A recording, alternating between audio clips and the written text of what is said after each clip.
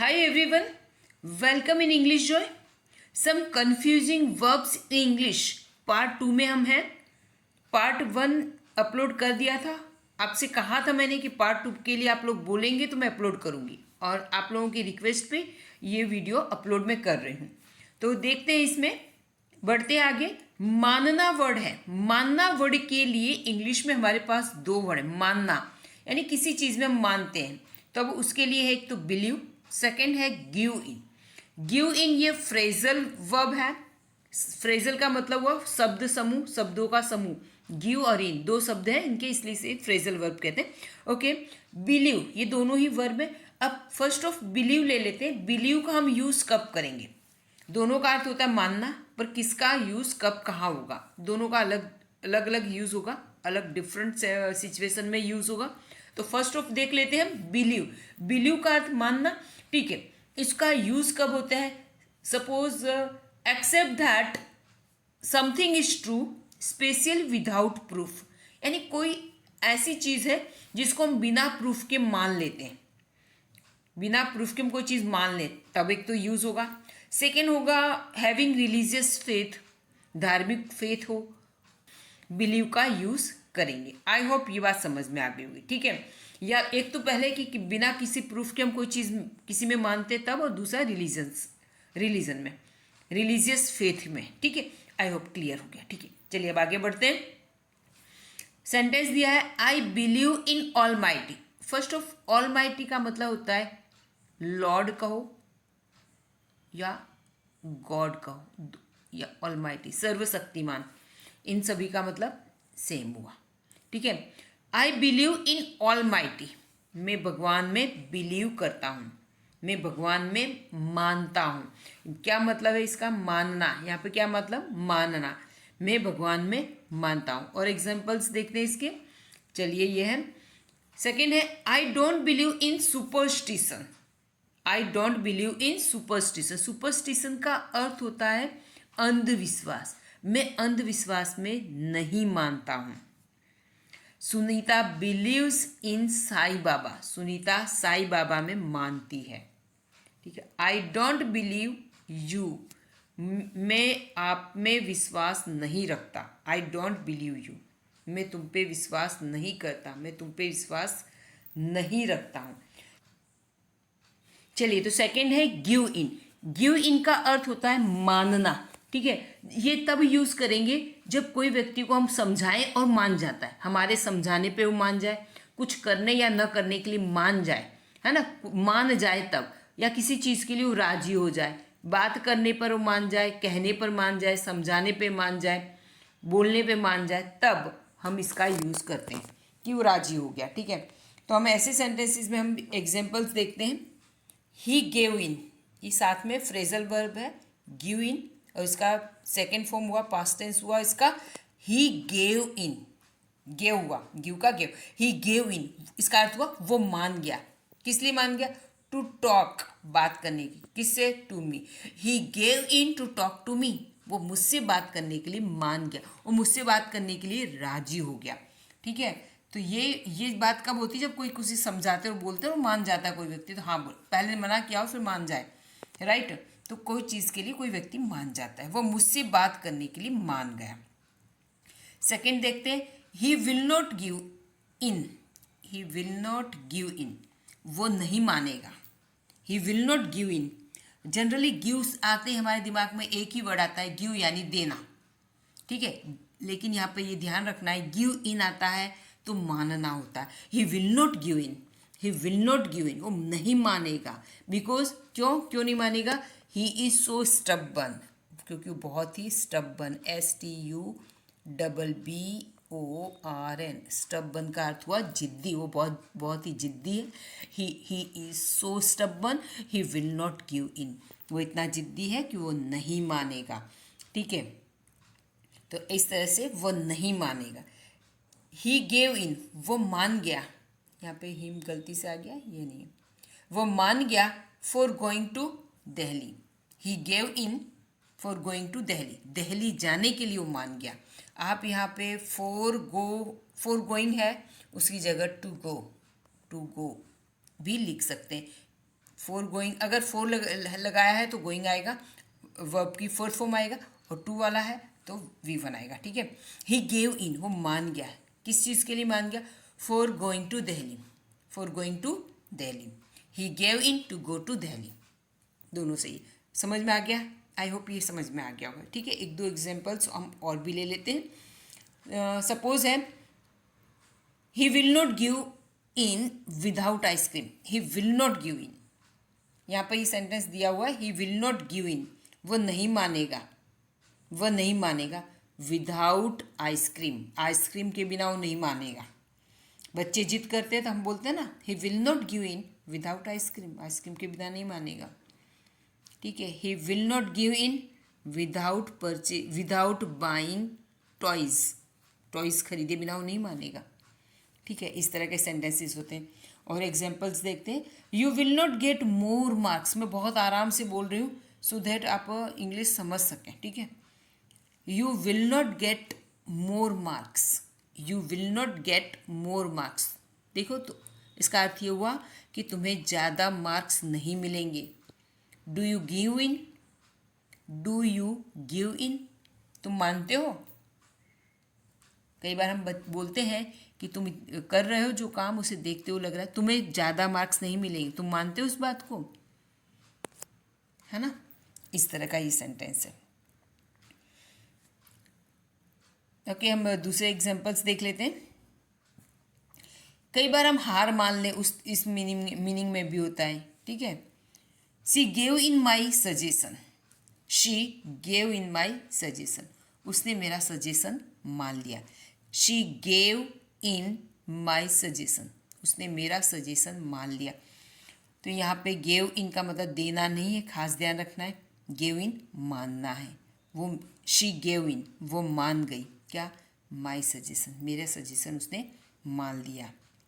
कई बार हम ये बोलते हैं she compelled me to give in, she compelled me, compel यानी कंपल्सरी, कंपेल करना, किसी पे दबाव डालना। शी कंपेल्ड मी, उसने मुझ पे दबाव डाला, किस लिए? टू गिव इन, मान जाने के लिए। She compelled me to give in, मुझे मान जाने के लिए उसने दबाव डाला।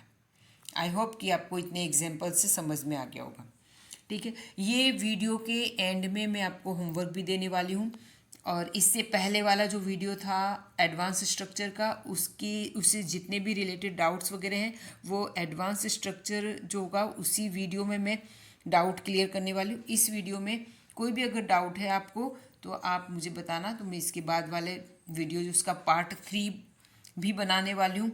आप लोग बोलेंगे तो ज़रूर बनाऊँगी, ठीक है। तो इसका पार्ट 3 आप लोग बताएं तो मैं डालूँगी। पार्ट 3 में इस पार्ट 2 के जितने भी डाउट्स हैं उसमें क्लियर किए जाएंगे। जो भी आपको डाउट है इसमें, इसके कमेंट बॉक्स में लिख देना। पार्ट 3 में मैं उसके डाउट क्लियर करने वाली हूँ। दूसरा वर्ब हमारा है लगना। लगना का मतलब है यहाँ पे एक तो फील है और दूसरा है सीन। तो भी ये वाला सेकंड वर्ब है लगना। तो लगना के लिए हमारे पास है फील एंड सीन, दोनों का अर्थ होता है लगना, ठीक है। हिंदी मीनिंग हम देखेंगे तो बिल्कुल लगना होता है इसका। अब लगना में सबसे पहले हम लेते हैं फील। तो ये फील है, इफ कोई भी चीज़ हम फील करते हैं तो फील शब्द है, ये हम तब करते जब हमें कुछ हम एक्सपीरियंस करते, कुछ अनुभव करते हैं, राइट, तब हम उसको करते हैं, तब हम यूज़ करेंगे फील। अथवा हम किसी तरह से हम पर कोई प्रभाव पड़ता है, किसी भी तरह का प्रभाव हम पर पड़ता है, हमारे शरीर पे या हम पर पड़ता है, तब हम फील का यूज़ करेंगे। अब एग्जाम्पल देख लेते हैं। I am feeling hot, I am feeling hot, मुझे गर्मी लग रही है। आई एम फीलिंग हॉट, मुझे गर्मी लग रही है। एग्जाम्पल देखते हैं। नेक्स्ट है आई एम फीलिंग थर्स्टी, मुझे प्यास लग रही है, मुझे प्यास लग रही है, फीलिंग आ रहा है, feeling. I am feeling tired, मुझे थकान महसूस हो रही है, ठीक है। और एग्जाम्पल्स देख लेते हैं। Ramila is feeling thirsty, Ramila को प्यास लग रही है। Ramila is feeling hungry, Ramila को भूख लग रही है। कविता इज़ फीलिंग कोल्ड, कविता को ठंड लग रही है, ठीक है। आई एम फीलिंग टायर्डनेस, मैं टायर्डनेस फील कर रही हूँ। तो ये जब भी हमें प्यास लग रही, भूख लग रही है, हमारे शरीर को इस तरह से कुछ अनुभव हो रहा है, तब हम यूज़ करते हैं फीलिंग का। ठीक है, तब होगा फीलिंग। देन इसी में है सीम। सीम का अर्थ भी होता है लगना, राइट। लेकिन सीम का यूज़ हम कब करेंगे? जब हम गैस करते हैं किसी व्यक्ति के, कोई कल्पना करते हैं किसी व्यक्ति के बारे में, वस्तु के बारे में हम कुछ कल्पना करें, गैस करें। क्या करेंगे हम इसमें? जब हम कुछ कल्पना करते हैं या अंदाज़ा लगाते हैं, अंदाज़ा लगाएं या कल्पना करते हैं, तब हमारे यूज़ करेंगे, तब हम किसका यूज़ करेंगे? सीम का यूज़ करेंगे। एग्जाम्पल्स दिया हुआ है, you seem happy. You seem happy मतलब क्या हो? तुम खुश लग रहे हो, या वह नहीं है, तुम है, यू है तो तुम आएगा, तुम खुश लग रहे हो। यू सीम हैप्पी, तुम खुश लग रहे हो। तो किसी व्यक्ति को हम देखते हैं, हमारे सामने आता है, उसके चेहरे पे कुछ मुस्कान है, उसके हाव भाव देख के हमें लगता है कि ये व्यक्ति खुश है, लेकिन ज़रूरी नहीं है वो खुश हो। हमने वो क्या है, एक अंदाज़ा ही लगाया, एक कल्पना ही की है। अच्छा, अगर वो खुश है तो हम क्या बोलेंगे? He is happy, he is happy. लेकिन हमें लगता है कि वो खुश है तो हम बोलेंगे ही इज़।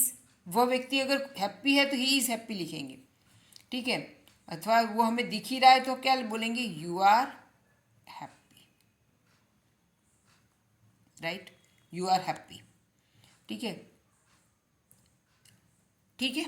अब यू सीम नाइस, तुम अच्छे लग रहे हो, तो हम अंदाजे से ही बोल रहे हैं। अगर वो सच में अच्छा लग रहा है तो you are nice, you are nice. Clear? He is nice, वो अच्छा है, ठीक है, वो अच्छा लग रहा है। अब पता नहीं अच्छा है कि नहीं, वो तो हमें पता नहीं, पर लग तो अच्छा रहा है, तो ही इज़ नाइस, तब हम यूज़ करते हैं। आई होप ये समझ में आ रहा होगा, ठीक है। अब यहाँ पे एक सेंटेंस है, यहाँ पे इट सीम्स, ऐसा लगता है, he is a doctor, he is a doctor, वो डॉक्टर है, ऐसा लगता है वो डॉक्टर है। अगर वो डॉक्टर है तो क्या बोलते हैं? ही इज़ अ डॉक्टर, वो डॉक्टर है। लेकिन हमें लग रहा है कि वो है डॉक्टर, तो क्या बोलेंगे? It seems he is a doctor, it seems he is a doctor.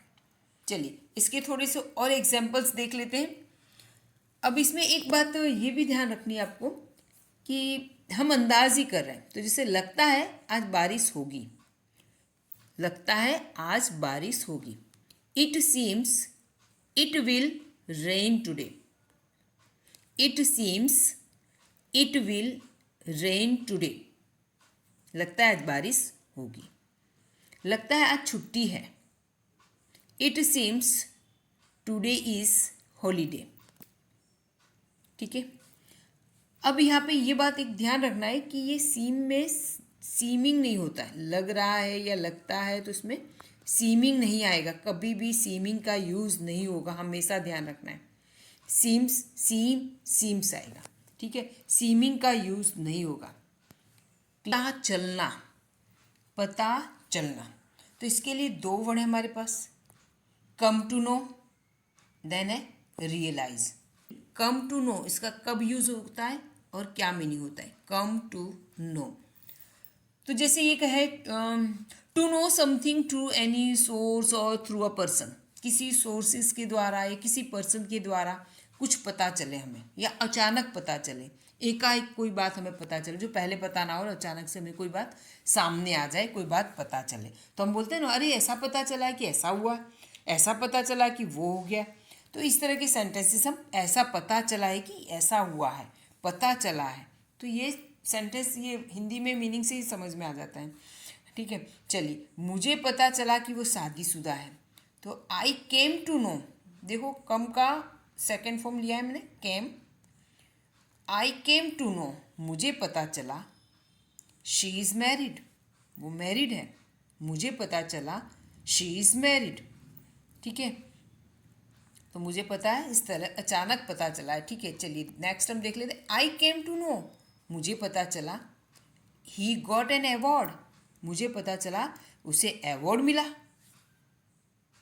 I came to know, मुझे पता चला, शी इज़ वेरी रिच, कि वो बहुत अमीर है, राइट। तो मुझे पता चला तुम गरीब हो, मुझे पता चला कि तुम एग्ज़ाम में फेल हो गए, ठीक है। तो इस तरह के रियलाइज, रियलाइज का अर्थ भी होता है पता चलना, ठीक है। तो इसका यूज़ कब यूज़ करेंगे, जैसे हम कहें become fully aware of something as a fact, understand clearly, ठीक है। जैसे ये कहें कि पूरी तरह से हमें कोई फैक्ट के बारे में पता चल जाए और उस चीज़ का हमें अच्छे से समझ में कोई चीज़ आ जाए, तब हम इसे कहते हैं रियलाइज़ होना, ठीक है।